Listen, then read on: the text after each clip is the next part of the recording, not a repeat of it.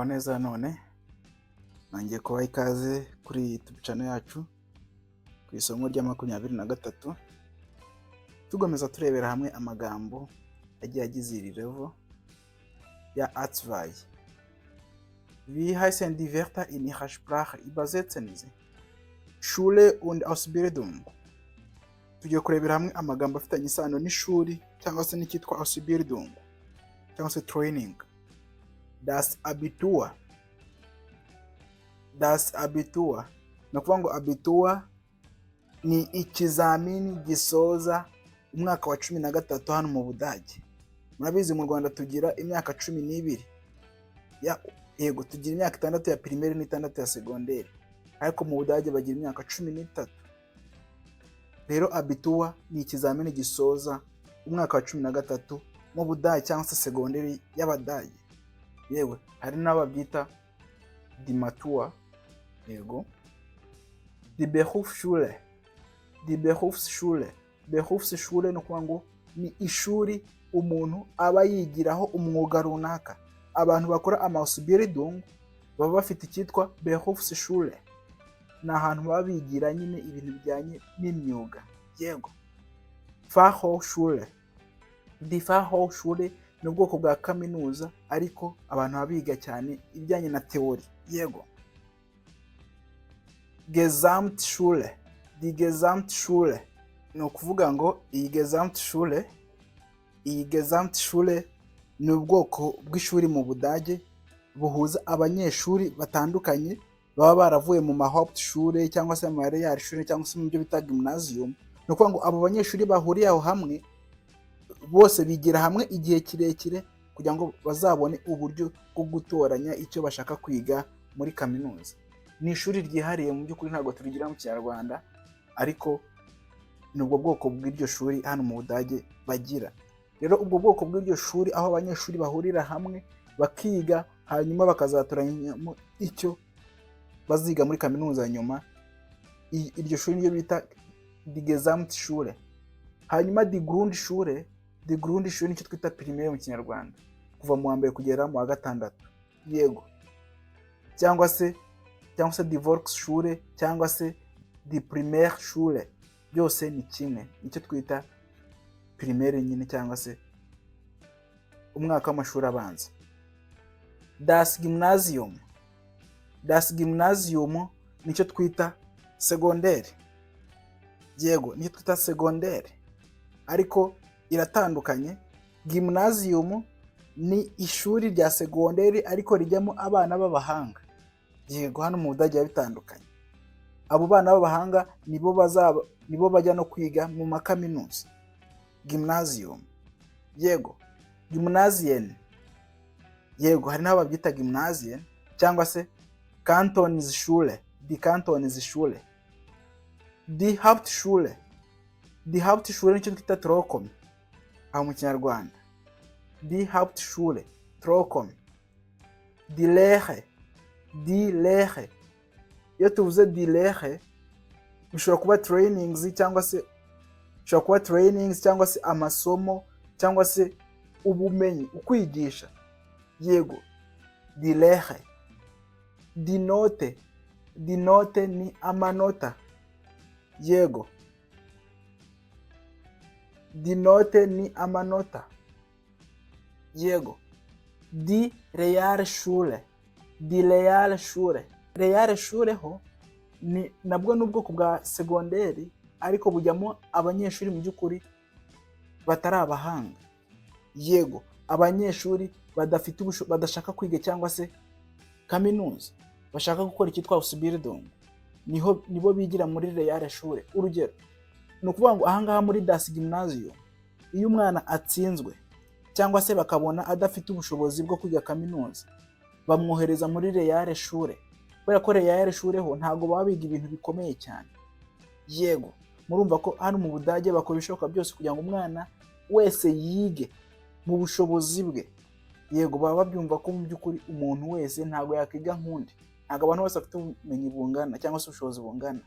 Rero umwana udashaka kwiga kaminuza cyangwa se watsinzwe muri Gymnasium bamwohereza muri Realschule. Yego Das Zeugnis. Das Zeugnis nabyo ni amanota. Yego, ni amanota. Zeugnis. Amanota. Mündlich. Mündlich, iyo ikintu kiri mündlich ni ukuvuga ngo ni ikintu gikorewe ku munwa.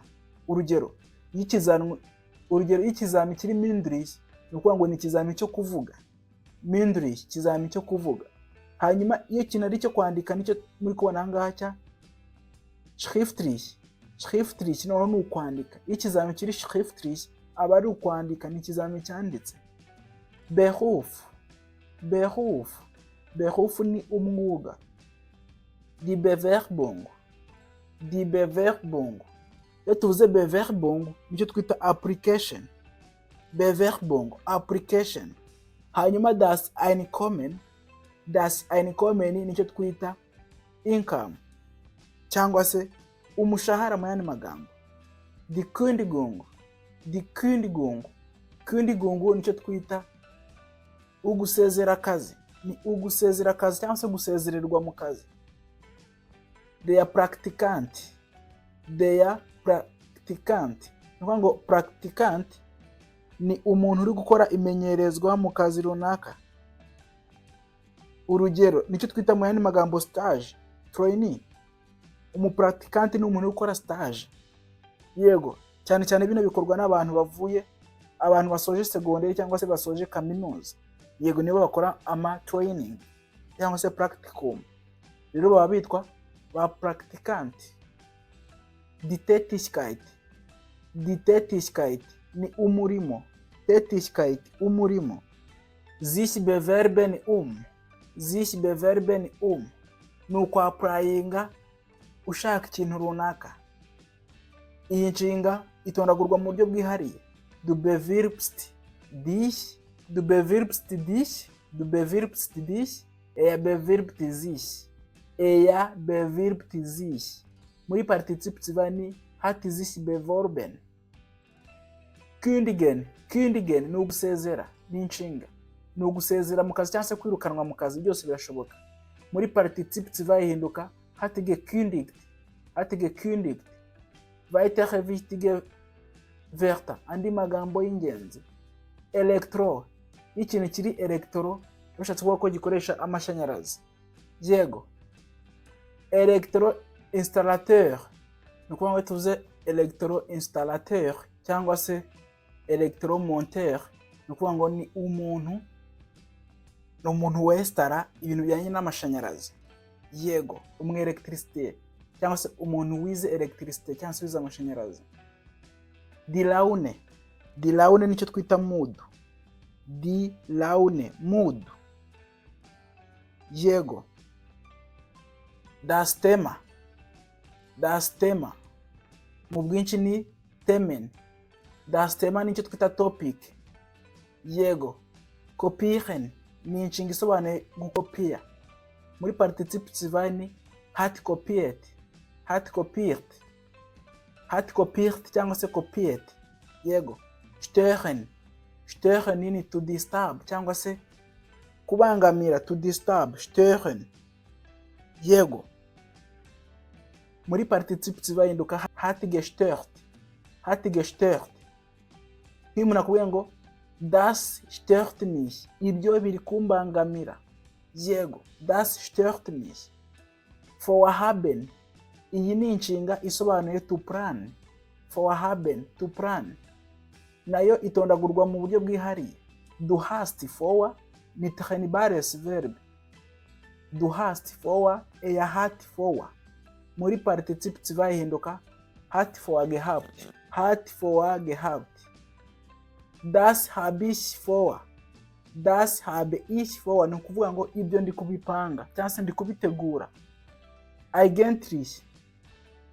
Eigentlich bishatse kuvuga actually cyangwa se mu busanzwe. Eigentlich, actually mu busanzwe. Yego. Actually mu busanzwe. Freiwillig.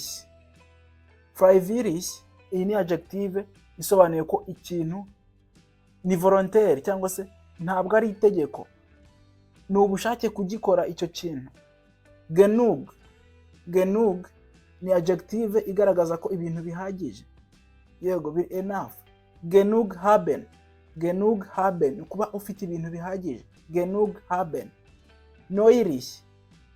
Neulich, iyi ni adjective isobanuye ko ibintu bibaye mu kanya gashize. Recently, mu kanya gashize. Neulich. Yego, iyo ikintu kiri neulich kandi kiba kibaye nyine mu kanya gashize, kiba ari gishya mu yandi magambo. Yego, vorgestern. Vorgestern, n'ejo hashize, ni umunsi wabanjirije ejo hashize. Umunsi wabanjirije ejo hashize nicyo twita vorgestern. Hano hari agatipo. Vertamit haben immer den Artikel die. Aka ni akantu ugomba gufata mu mutwe.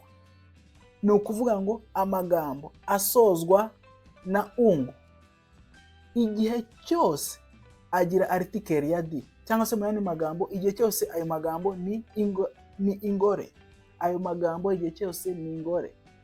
Welche Wörter kennen Sie noch? Ni ayahe magambo muzi, cyangwa se ni ayahe magambo uzi? Hano baguha urugero, die Bewertung. Ni ukuvuga ngo ni ibintu ugomba guhita wishyira mu mutwe ko ijambo ryose risozwa na u na ga, iryo jambo ni ingore. Ndabashimiye cyane. Kanda subscribe hanyuma usangize inshuti zawe izi video. Icyifuzo, ikibazo cyangwa se igitekerezo ucyandike hasi muri comment kugira ngo twigane Ikidage ariko mu rurimi rwacu rw'Ikinyarwanda tubasha kumva. Tschüss, auf Wiedersehen.